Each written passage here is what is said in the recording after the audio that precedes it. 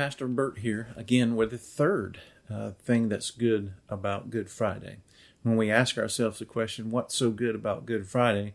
We can think about sin and Satan being conquered, and indeed that's a great thing. Also, we can think about us being freed from the debt that sin has created for us, that we no longer sacrifice day after day after day, working with that guilt and shame to do something that can alleviate some of our guilt and shame by giving a sacrifice. And so when Jesus died, he paid all of that for us, and our bill of lading has been paid in full. But there's also another thing that we should think about very seriously in this idea of Jesus dying on what we call now today Good Friday. And another thing that we should be thankful for about Good Friday is that what happened at 3 p.m. is very significant. It's said that about the 9th hour of the day, which would be what we would call about 3 p.m. in the afternoon, that something tremendous happened, is when Jesus uttered, "It is finished, into your hands I commit my spirit," and when he's speaking to his Father.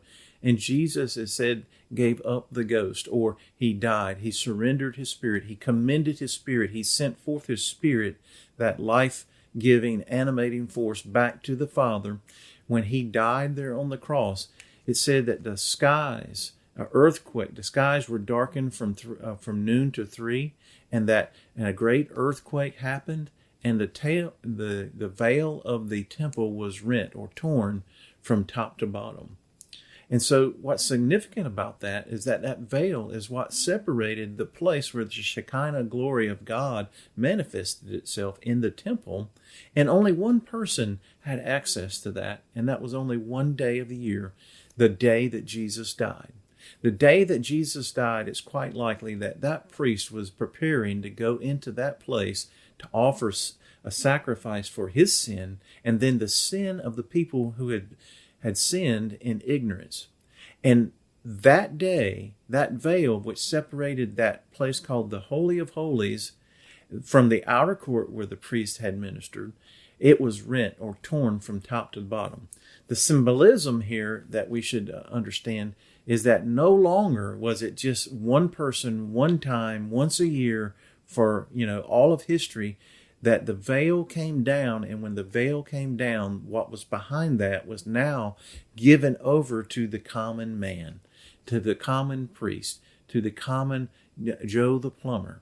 And so when we think about what was so great about this day that we call Good Friday, it is that the veil, the separation that separated God and man, was taken down. True, it rests solely upon Jesus' blood on the cross, that blood would be taken for the remission of sins, and that way that men could stand in the holy presence of God. And so we think about these things, and we're thankful about these things, that the veil has been removed. No longer do we need a mediator like a great high priest that would mediate for us.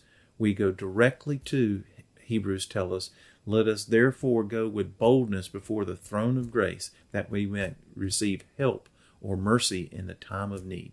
So that's another thing that's good about Good Friday. Peace and shalom until we see one another again.